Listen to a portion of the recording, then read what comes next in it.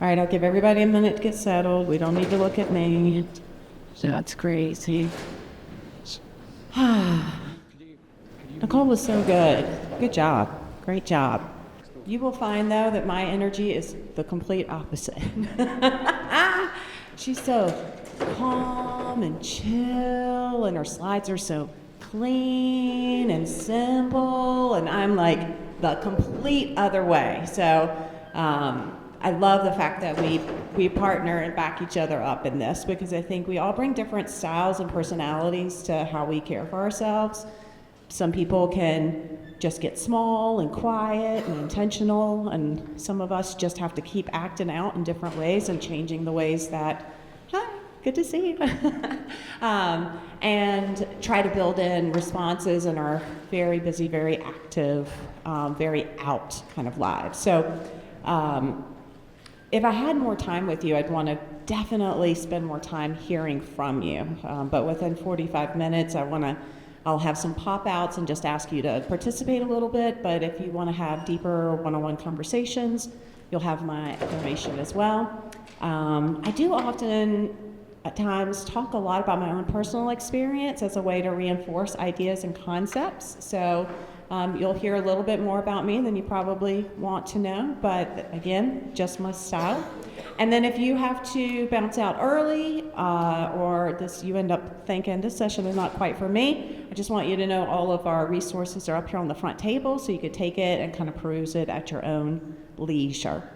Awesome. So we already talked about me. Let me just give you a quick overview of Given Hour, because I hope that you will see us infused more and more into your work. We are a national mental health organization. We've been around for 20 years, and the long and short of it is about 4 years ago, before Horizon was integrated into Amgen, they came to us and said, the number one thing that we're hearing from rare patient advocacy organizations is the need for mental health supports. And we're looking for things that feel relevant to the experience of the rare journey, and we're having a really hard time finding it. So we spent about a year and a half talking to rare patients and listening to caregivers and beginning to lean in and provide support. So that's the relationship that I have with your community, is that I get to show up and make sure that we infuse even more mental health supports into your life.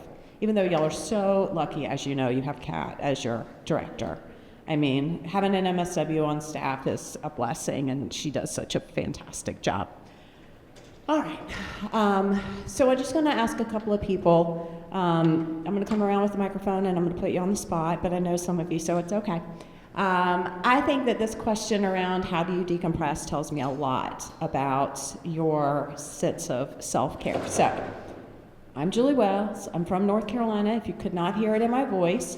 My form of decompression is I love to burn things, not like in a pyromaniac type of way, but I really I love chopping wood, I love clearing land, I love the smell of a fire, I love the centering of it, and I probably find the opportunity to do that like 5 times a week, which is pretty intense. Okay, here I come, Kat. Hi, I'm Kat Preventure. I am from Connecticut, and how I decompress is, it depends on the day. But I like to ride my bike. My bike is truly my savior, but if I'm not feeling the energy to ride my bike, then it's music, 100%. Love it. Hi, I'm Lisa Schill, and I'm with Amgen. I live in New Jersey, and to decompress, I love to be out in nature, like kayaking on the water, totally unplugged without my phone. Right, this one. I'm to you, Olivia.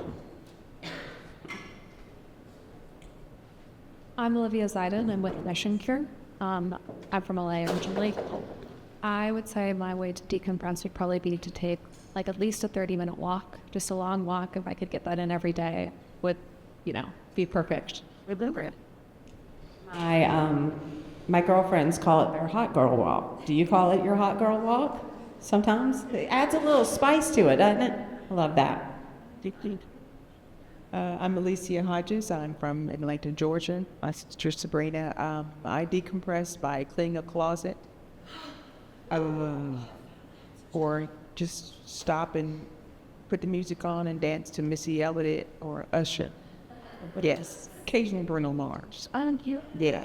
I wish we lived close to each other because I'd come over. That clean in a closet thing, when I feel chaotic, if I can get some visual order around me, I feel like I've got my whole life back together. Love it. Okay, Andy, I'll finish with you. My name's Andy. I'm in Connecticut with this lovely woman, Catherine, over here. And I would say to decompress, I meditate, do some yoga, do some cycling, and I would say lately I've taken on maybe the practice of giving. Is really self-fulfilling, especially in this community. I'm not naive to the fact that I've been receiving wonderful care, so paying that forward and doing it in this community is so self-rewarding, and I hold a lot of space for that. We need you, Andy. So thank you for opening yourself up to that. So sometimes when we talk about the concept of self-care or relaxation, that's hard for some of us to tap into. I'm going to talk about that a little bit more. But this idea of decompression, I think, is a good question to ask yourself. What are your decompressions? And sometimes it is, I remember when my kids were little, I had such limited opportunities to have time for myself. So literally my decompression would just be being in the car and putting on a CD and listening to music, or locking myself in a closet and calling my sister and talking on the phone. So we have to find ways to decompress, no matter how much, whether we're in the hospital, we're at home, we're healthy, we are challenged in our health at the moment. Decompression has got to be part of the flux of our life. So I challenge you to think about that for yourself. So I do want to get back to this question that Andy had asked about trauma. So of course, we all would say that the experience that we're having with rare disease, whether we're a patient or a caregiver or a loved one, even the medical professionals that are supporting the rare disease, one of the words that probably comes up a lot is it's very stressful. There's a lot of emotions, there's a lot of unpredictability, and stress can get heightened for long periods of times or short periods of times. It's a natural, normal response to situations that challenge us or confuse us. What I want to point out here is that stress is very normal. It definitely doesn't mean if you have stress that you're having trauma, but prolonged stress over a long period of time can turn into trauma. And it's important to name it as such because I want to make sure that you understand the weight and the gravity of some of the things that you've been through so that you will pay particular attention to the care that you need to take for yourself. We know that stress can be managed and trauma can be healed, absolutely. But oftentimes in the rare community, I find that folks have not really considered this experience as a form of trauma. But when you think about the extended diagnosis journey, the years and years and years of not knowing what was going on with your body, talking to medical professionals who told you something different than what you knew intuitively, trying to explain to people around you how you felt and it not being understood or acknowledged, the medical procedures themselves or watching people that you love have to undergo medical procedures can be traumatizing. This sense of anticipatory grief. I have my own medical journey. I've talked to some of you about it.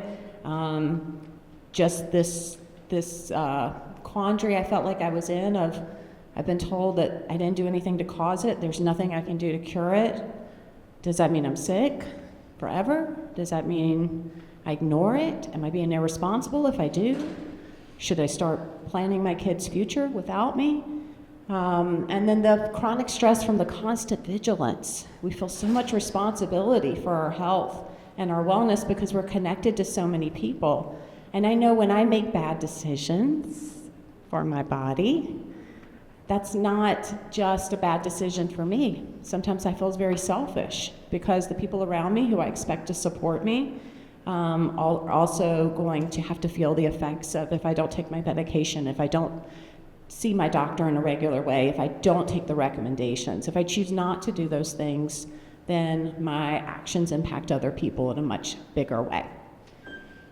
But I don't want you to think about rare disease as doom and gloom either, but I do want you to recognize the significance of the emotional journey of having a rare disease. We really need to not just see this as a medical crisis that we work through, but this is a life-changing, sometimes life-expanding experience in which mental health is a part of. And if we don't understand that, sometimes we don't understand why our bodies are responding to things that may seem unconnected or disconnected from the rare disease itself. If you've never read the book, Body Keeps the Score, it's so beautiful, it's very disconcerting, but it really hones in on the fact that all of the traumas we've had in our lives live within us, and they show up in different ways. And oftentimes, trauma shows up as a reaction, not a memory. So the feelings that your body is having may not line up with the moment that you're living in.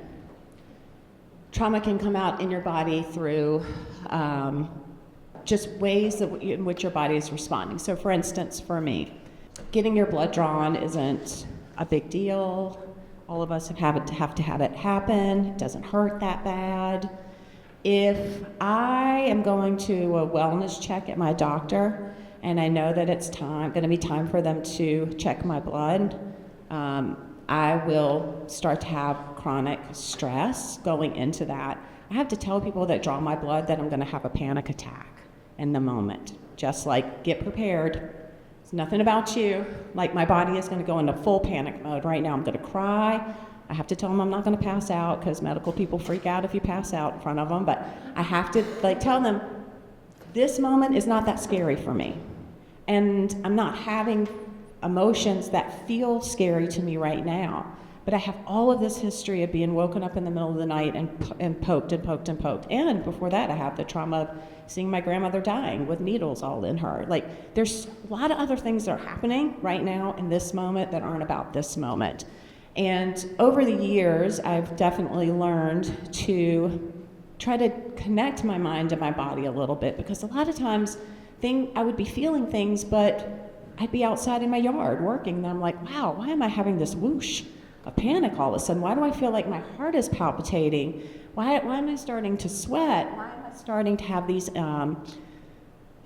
shortness of breath? And I've learned that to recognize it and mark it, not to dismiss it because nothing stressful is happening in this moment, but to really sit with it later on in the day and say, wow, is there anything else that's going on for me? I just recently went to the dentist and found out that I've gnawed my teeth so bad that I've cracked 3 of them when I sleep. He said, have you been under stress recently? I was like, well, yeah, I got some stuff going on. But in my day-to-day, I'm not missing work. I haven't gotten sick, right? I'm not losing my temper, but my body is working it out later. So that's another example of just things, your body will respond even if it's not making logical sense to you in that moment. And what we try to help people connect to are emotional regulation strategies. So Nicole kind of highlighted some of our instinctual responses around fight, flight, freeze. There's also fawn now, which means you just try to please other people. We know that your emotions are going to come, and you can't always stop those emotions from coming, but what you can do is learn how to regulate them, the ability to manage what you're feeling, which was kind of what you were asking, Andy, in that moment, right? Like, okay, things happen, I feel things, what can I do in that moment? And so having that list of strategies. For me, I know when I had a significant medical crisis in my life, which caused me to have all kinds of panic disorders. And one of the tools that I used for myself was when I was feeling completely panicked, I would just sit down and write exactly what I was feeling. And I found that it wasn't necessarily writing made me feel better, because it didn't. But I forced myself to do it because the next time I felt panicked, I went back and read what I wrote last time. And the only thing I took from it, it didn't even matter. I was like, oh, I lived through that before and I survived. I didn't die. I didn't have to go to the hospital. I didn't pass out on the floor. These creating strategies that helped me remember I felt this and I've survived it were really important for me. So that would be, I can't stop the emotion, but I'm figuring out ways that I'm going to respond to that emotion so that it either lessens the intensity for me or it can be an anchor point for me when it comes again. That's the whole concept of resilience, right? Like we bounce back from hard things, but it's not just the bouncing back, it's the remembering your capacity to do it in hard times. That's why women are so lucky to have babies, because we have sometimes a level marker of pain that we have survived and things we have been through that we can go back to. I think about birthing my babies a lot when I'm in serious pain. I can survive things. Again, this builds a lot on the things that Nicole was talking about how to soothe your nervous system. This is the emotional regulation you're looking for. I'm sure that you've all heard about cold plunges. This has really hit in the last couple of years. This idea of dysregulating your temperature to a degree actually kind of kickstarts some of your self-soothing hormones. The reason we get so much from walking is because the rhythmic movements, the opposite hand-foot motion, actually, if you know anything about EMDR, kind of this crossing over between the two sides of our brain, there's a lot of science behind this becoming an emotional regulator. Intentional touch. Intentional touch. What does that mean? That's weird. Not everybody wants to be touched. Sometimes I will wake, I never knew that the other people did this. I'm telling you, y'all gonna know so much about me. I never knew anyone did this, and I recently saw it on social media. I wake up in the middle of the night sometimes like this.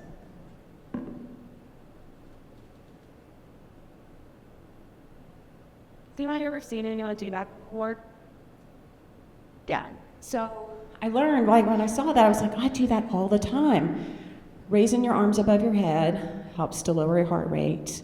That rhythmic touch helps to soothe you. And I'm doing this almost when I'm unconscious, right? So something I'm working, you already heard, I'm grinding my teeth at night. So obviously I'm working a lot of stuff out. And my body is doing what it calls for, which is intentional touch. I know when I'm in a panic attack, I need someone beside me. Like I need to physically touch someone to ground myself. That has become an emotional regulation strategy. But again, a lot of this builds on what Nicole was saying. Humming, singing, chanting, dancing, movement, the deep breathing, the extended exhales. These are all emotional regulation strategies. All right.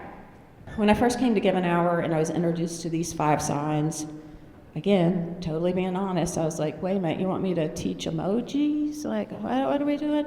Don't people know these things? But I'm gonna tell you what, these 5 signs have been transformative for literally hundreds of people that I've talked to.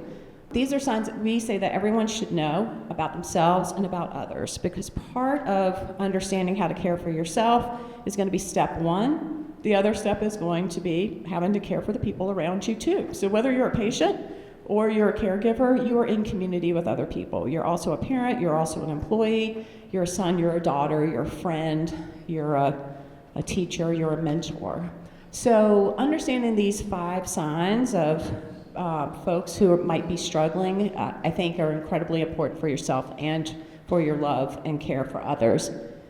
Obviously, if someone's personality significant changes over a quick period of time or a long period of time, maybe they used to be hyper involved in a lot of things, maybe they were kind of actively engaged, they were the person who was chatting it up, and then you see that they're a little bit more withdrawn. But it can go the other way too. Have you ever seen someone who is typically kind of quiet and reserved and they seem almost manic? Like their thoughts seem to be racing, their energy seems to be way up. This is a sign that something might be going on. They might be activated in that moment, or there could be things that are building that are signs that, hey, they're really struggling. Feeling agitated can also look like anxiety. I think there's those of us when we get hyper stressed, our anxiety level rises, and then there's some of us, we become very thin-skinned in our capability to deal with other people's BS. So, where are you on that scale? My daughter becomes hyper anxious. She kind of gets stuck. She's kind of in that freeze mode, right? Where I'm like ready to fight. And you bumped me, I'm ready, and we know that about, I used to do a lot of work with kids who would get in trouble. And teachers were always, they're like, well, Johnny just got bumped. Like, it's not a big deal. Like, Sarah got bumped and she just walked away, but Johnny got bumped and he's ready to fight. I'm like, right, because he's here, like every moment of the day. So if you're at a hyper state, the things that wouldn't affect you or that you could let roll with the punches can become things that just dominate your emotional responses. So for instance, I love giving this example of like, if you're having a good day, you get up, there's gas in your car, your partner made your coffee, you hit the right lights, you go in, something gets canceled, so you got a little extra time. It's a beautiful day outside. Your friend calls and says they'll pick up your child after school, so you're gonna get home early, and then you get there and your partner's got dinner, right? And then let's say your kid spills something all over the floor. You're like, no crying over spilled milk, right? Get up, you got no gas in the car, your husband did not get the coffee like you asked him to, you hit every single stoplight, you get there, you've got 2 meetings added, your child calls sick and they need to be picked up early, and then on the way home, the tire light comes on in your car, you walk in the door, your kid smells their milk, it's like a crisis, right? Nothing's changed about the incident. It's where you are, that hyper sense. And so if you're having a day and Kat freaks out when it happens, right? That's not Kat's regular thing. But if you see that, she seems tight all the time with her kids now, right? She's very short. In meetings, she's constantly coming up being basically don't, I'm already stressed out, so I can't handle anything more. That is a personality change. It's not just a day.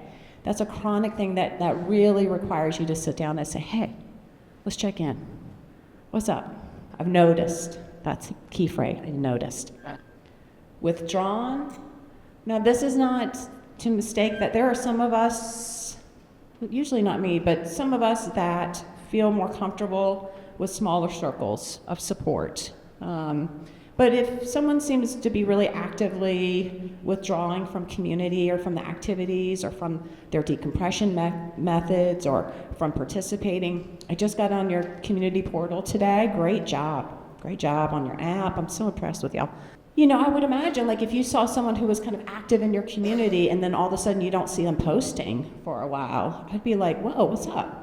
And it could be that they're fine. They're on vacation in Ireland for 2 weeks, right? But noticing those changes is really important, and asking. Poor self-care can not just look like I'm not washing my hair anymore and you can smell my body odor. It sometimes is risky behavior. I say for all the young kids, I won't say it out loud, but if you know what IgG4 means, if you're of that generation and you understand, it's basically I don't care anymore, right? I'm gonna drink more, I'm gonna do things that are unhealthy, I'm gonna eat that bad food, I'm gonna stay up late. All the things that I know don't work for me, I don't care anymore. That is a sign.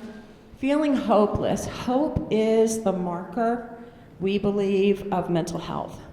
How hopeful you feel is a marker of, and it's a great question to ask people when you want to check in with them, how hopeful do you feel right now? I just got back from a doctor's appointment. They were talking about a new therapy. Okay, well, how hopeful do you feel about that? Moderately, I've had things that have worked in the past. I've had things that have not worked in the past. But, I want to feel better, and I'm going to try something new. That's the kind of hopefulness that we hope for. I was just in the doctor literally Monday with my fiance. I'm still getting used to saying that, with my fiance. And he's had 2 spinal fusions in his past. He just broke a rod in his back. We were in the spine surgeon, and the spinal surgeon had not looked at one of the 2 MRIs, had forgotten that he had ordered it. So for someone who's been through medical trauma, and then you walk in to see a person who's getting ready to tell you what your life could look like, possibly with or without pain, with not being able to work, who knows, and they haven't looked at all the medical information before they talk to you, you can imagine my man was just like, and I'm done with you completely.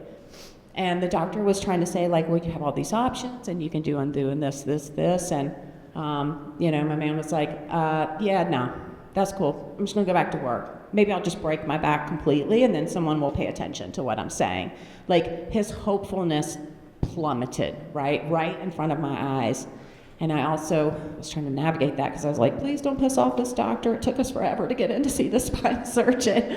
It's okay, he's just mad. We're gonna work it out. But I knew that we were gonna be like digging out of that hopelessness hole, because we could not have any other conversation about treatment plans until he had amplified his sense of hopefulness in his future. And so that's a real marker of concern, or just a place that you have to pay attention. I've got these cool little cards up here that have those 5 faces on there. I think they're great to just like keep around your house because they're good conversation starters. All right, let's talk about burnout. None of this is going to be new information for you all, I don't think. When we're really at our capacity, we respond in physical ways, emotional ways, we respond in behavioral ways. Again, it can look like some of the things that you just saw on the 5 signs: neglecting self-care, social withdrawal. It can be emotionally, anxiety, depression, resentment. Resentment can look like, particularly in this community, if you're really hitting your burnout capacity, and you might be someone who typically cheers on other people's successes, like, oh, I'm so glad they got in that trial. Oh, I'm so glad that med's working for them. Oh, I'm so glad that they got access to that doctor.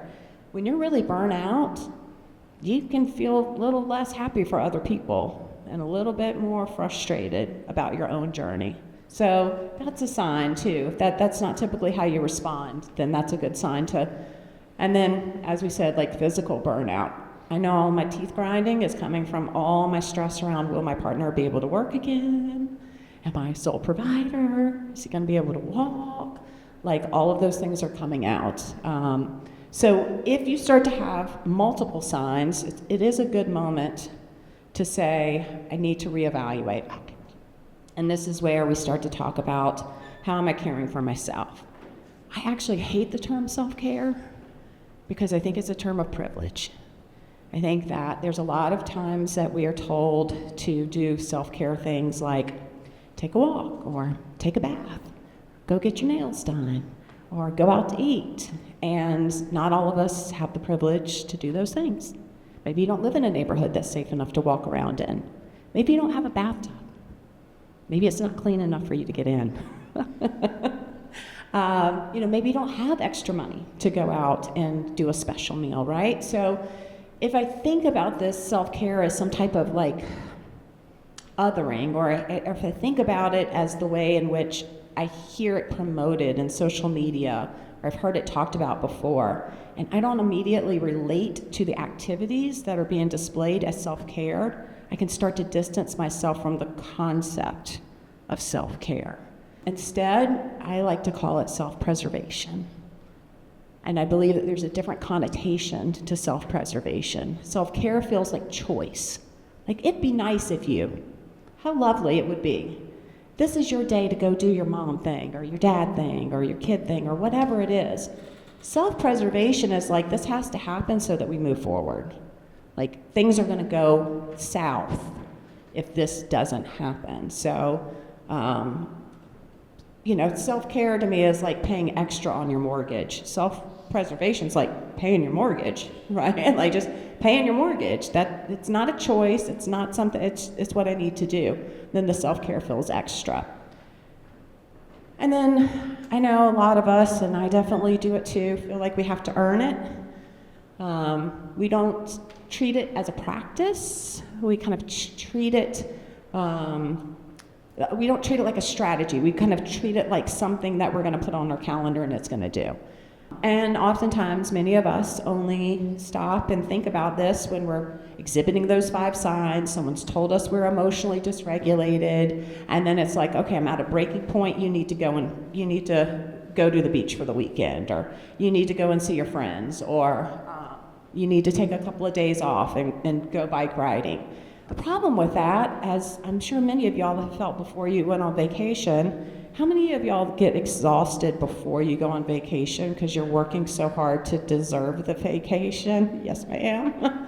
I almost dread it. I have to say, I actually have learned later in life that I do better with spontaneous trips than I do planned trips, because I don't give myself the time to freak out and try to do everything.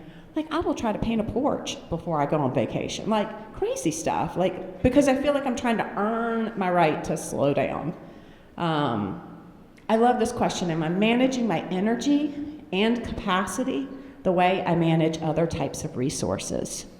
So if you think about your capacity and your energy like you think about your money, would you ever let your bank account get down to $10? Probably not.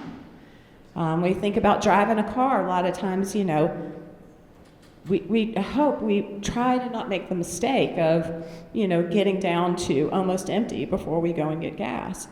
Now, you might have a gas station 2 miles from your house, and you're like, okay, that's cool. I can just go get gas in the morning before I go to school or do whatever it is. And then what happens when your one outlet, the next morning you go and the gas pumps are there and you can't get gas from there, right? Like, you've left your one option open and now it doesn't work. Like, now it's going to be a crisis. Whereas if you start to look at your tank at quarter and you start to think, okay, let me just take the time. I know it's not an emergency. This is just me thinking ahead. If we could start to think about the self-care, self-preservation in that way. And then how do you integrate sustainable self-care into your life? Like I told you earlier, my decompression, and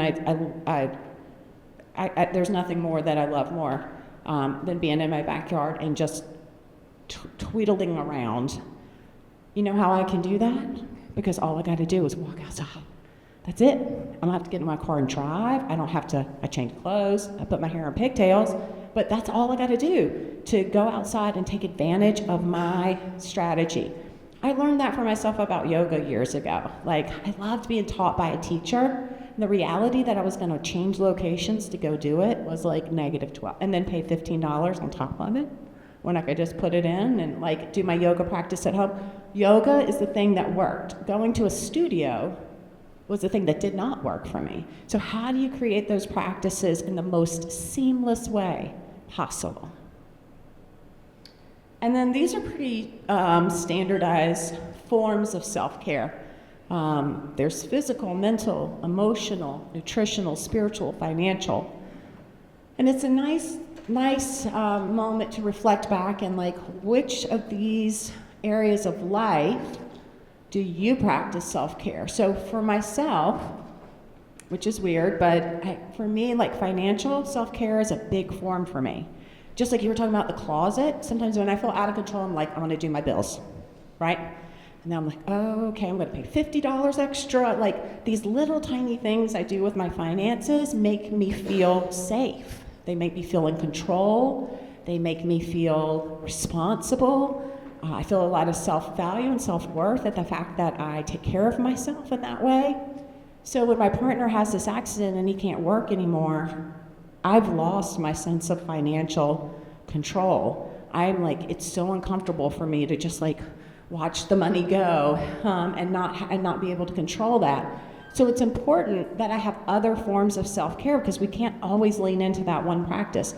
I've had girlfriends before who were runners and then broke their ankle and then couldn't run, and then they were just lost because that was their one thing that they did. So I ask you to consider, you know, which of these domains do you lean into the most? Which ones do you avoid? Could you amplify your options? And sometimes you might need help building that up. So if I know that I want to do better with I want to get into the nutritional. Like, I know I feel so tired and drained because I eat like crap and drink too much. And, you know, there's all kinds of things I don't do that are great for myself. And I know that that self-care practice would make a substantial difference in my life. It's just not my thing. I don't like to cook. I'm not food motivated. I'm going to have to ask a friend to be my coach or my mentor or my partner in that, right? Or I might have to download an app and be like, okay, just tell me what to eat and tell me what to do. It doesn't come naturally to me, but that doesn't mean that it's not good for me. So I might need to lean into extra supports to really utilize another domain. Whereas I can also help people with the financial part.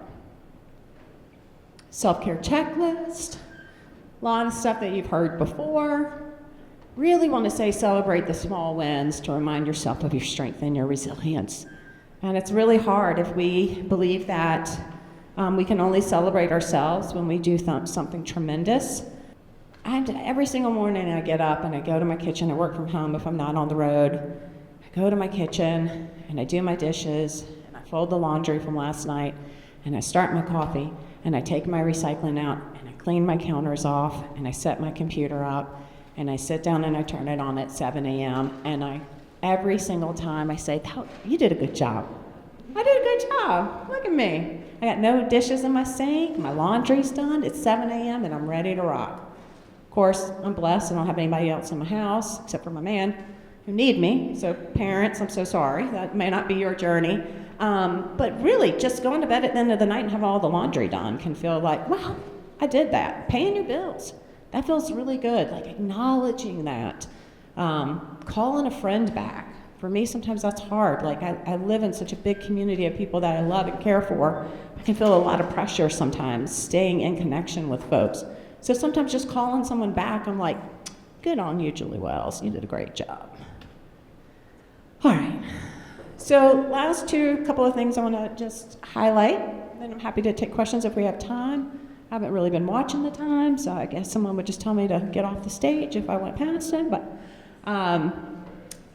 given our, we believe so strongly in the power of peer support. That is why patient advocacy organizations exist. This is exactly what it is. It is finding your community of individuals who understand your specific type of lived experience. And so at Given Hour, we really try to help elevate the concept of peer support and help other people learn how to do it more effectively.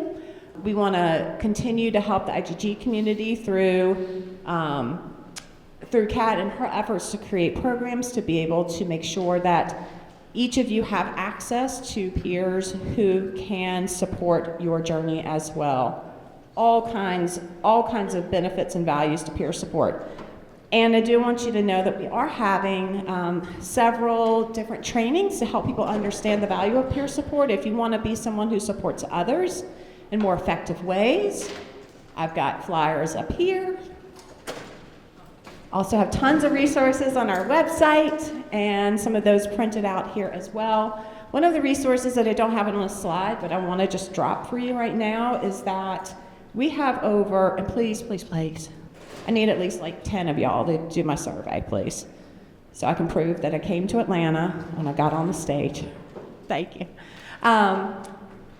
One thing I want to say to y'all, one of the things that's unique about Given Hour is we have 3,500 mental health professionals who volunteer to give their time, all across the U.S. and all 50 states. If you or someone that you know needs mental health support, then I want you to know that you can reach out to Kat and she will get in touch with me and I can help find you a clinician. If you need that service for free, it's done. If you have insurance and you just can't find someone that you like, we'll walk that journey with you too. The way that looks for us is you literally get a phone call from Ashley, who happens to also be my best friend, and she will say, what do you need? What are you looking for? Man, woman, person of faith? You want virtual? You want in person? What is it that you're looking for? And then she does all the legwork to find you the right connection. And as we know, just like if you've ever been to therapy, it's just like dating. You get real lucky if you hit it out of the ballpark the first go around.